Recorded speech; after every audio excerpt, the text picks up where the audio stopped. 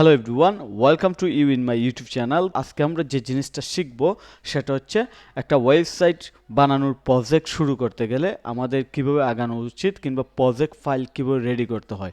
So এটা খুবই গুরুত্বপূর্ণ যদি আপনি আপনার নিজের বিজনেসের জন্য ওয়েবসাইট বানাতে চান। ঠিক তেমনি আপনি যদি একজন ওয়েব ডিজাইনার হিসেবে ফ্রিল্যান্সিং শুরু করতে চান তাহলে আপনার জন্য অনেক গুরুত্বপূর্ণ।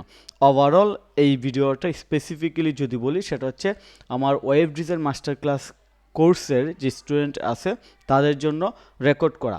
সো এটা সবারই কাজে আসবে, যাদের ওয়েবসাইট দরকার তাদের সবার, যারা নিজের জন্য বানাইতে চান কিংবা অন্যের জন্য বানাইতে চান। তো এই ভিডিওতে আমরা কী শিখবো? এই ভিডিওতে মূলত আমরা যে বিষয়টা শিখবো সেটা হচ্ছে, আমরা দেখা যায় অনেক সময় কম টাকায় ওয়েবসাইট প্রজেক্ট শুরু করি এবং এর ফলে এই প্রজেক্ট আলটিমেটলি সাকসেস হয় না। তো এর পিছনে যে অনেকগুলো কারণ থাকে, অন্যতম কারণ হচ্ছে প্রজেক্ট শুরু করার আগে প্রজেক্ট সম্পর্কে ক্লিয়ার ওভারভিউ কিংবা প্রজেক্ট ফোল্ডার কিংবা প্রজেক্ট যে ফাইল এটা রেডি না করা। এটা যদি আপনি রেডি না করেন তাহলে ক্লায়েন্টের কাছে যেমন আপনি ঠিকভাবে পেমেন্ট চাইতে পারবেন না, আপনার সঠিক চার্জ করতে পারবেন না। ঠিক আপনি যদি ওয়েবসাইট বানাইতে চান, আপনিও আপনার রিকোয়ারমেন্টটা ডেভেলপারকে ক্লিয়ারলি বুঝাইতে পারবেন না এবং পরবর্তীতে দেখা যাবে ডেভেলপার আপনার সাথে বার্গেনিং করবে যে এইগুলো কন্ডিশন ছিল না, ওইটা ছিল না, এইটার কথা ছিল না।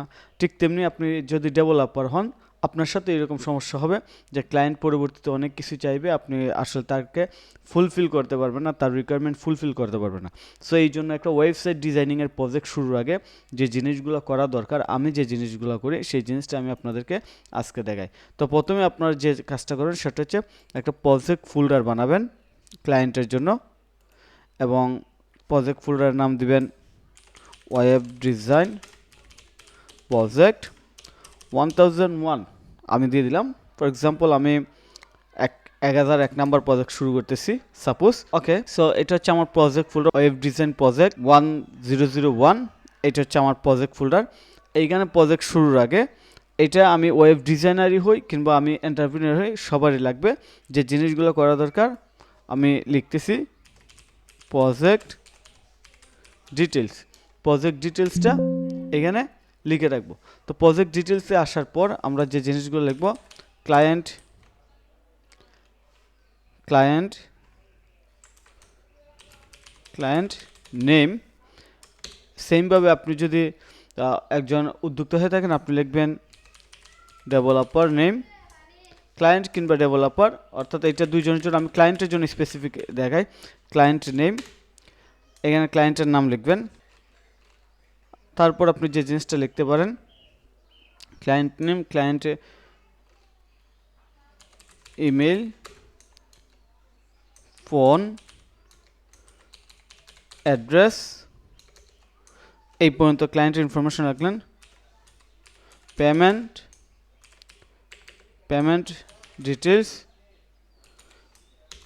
ডিটেলসটা লিখবেন, যে যদি আপনাকে অ্যাডভান্স করে থাকে অ্যাডভান্স লিখে রাখবেন, কয় তারিখে অ্যাডভান্স করছে ওইটা লিখে রাখবেন। ওকে, তারপর হচ্ছে প্রজেক্ট ডিটেলসটা লিখে রাখবেন, ক্লায়েন্ট কি কি চাই এই জিনিসগুলো এখানে রাখবেন। ওকে, তো প্রজেক্ট ডিটেলসের পর আপনার এই ফাইলে প্রজেক্ট ডেলিভারি এটা লিখে রাখবেন, প্রজেক্ট ডেলিভারি। এইখানে প্রজেক্ট ডেলিভারিটা এইখানে না, প্রজেক্ট ডিটেলসে আপনি যা যা লিখবেন, প্রজেক্ট ডিটেলসে ছোটো করে থাকবে ক্লায়েন্ট বিজনেস ইনফো রিকোয়ারমেন্ট, অর্থাৎ তার কী কী দরকার, reference website if available, platform, অর্থাৎ এটা কি ওয়ার্ডপ্রেস হবে নাকি শপিফাই হবে, ওয়ার্ডপ্রেস নাকি শপিফাই এটা লিখবেন। তারপর লোগো যদি দিয়ে থাকে শেয়ারেড অর প্রোভাইডেড লিখবেন। তারপর others design element like banner, তারপর ইমেজেস, প্রোডাক্ট ইমেজ, তারপর হচ্ছে content for every single page. তো এইভাবে আপনি সব ডিটেলস লিখে রাখবেন। লিখে রাখার পর আপনার প্রজেক্ট ফোল্ডারে যে কাজটা করবেন, লোগোর জায়গাতে লোগো, তারপর আপনার এইখানে ডিজাইন এলিমেন্ট লিখবেন, তারপর কন্টেন্ট ফর অল পেজেস।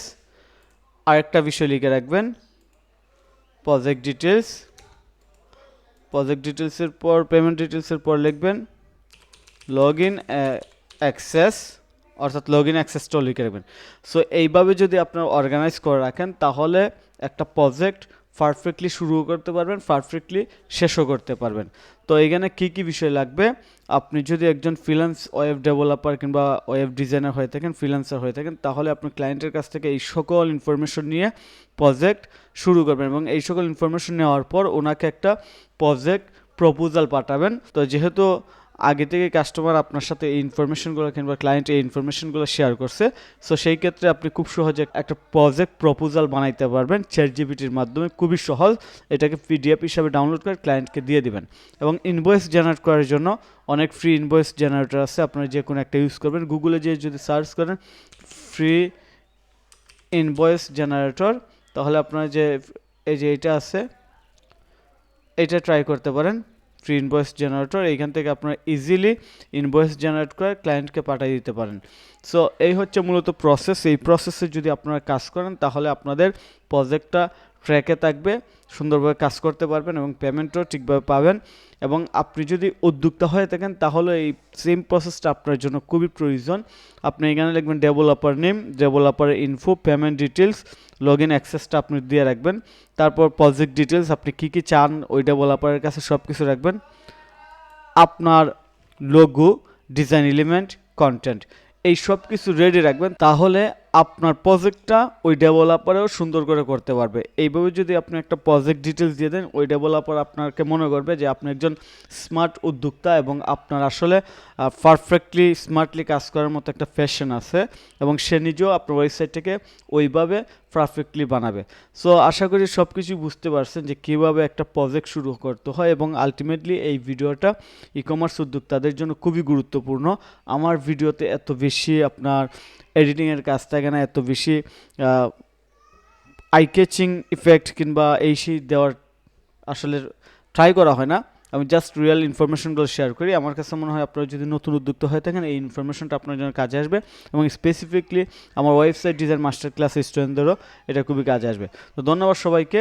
এই ধরনের ভিডিও আরও পাওয়ার জন্য অবশ্যই আমার চ্যানেল সাবস্ক্রাইব করে রাখবেন এবং এই ভিডিওটা আপনার জন্য হেল্পফুল হয়েছে কিনা জানাবেন এবং আপনার বর্তমান ওয়েবসাইটের যে কোনো পজিশন জানতে অডিট করতে যোগাযোগ করবেন। ওয়েব ডিজাইন ডেভেলপমেন্ট কিংবা রিডিজাইন যাই দরকার হয় আমার সাথে যোগাযোগ করবেন। আমি মূলত এই ধরনের সার্ভিস প্রোভাইড করে থাকি।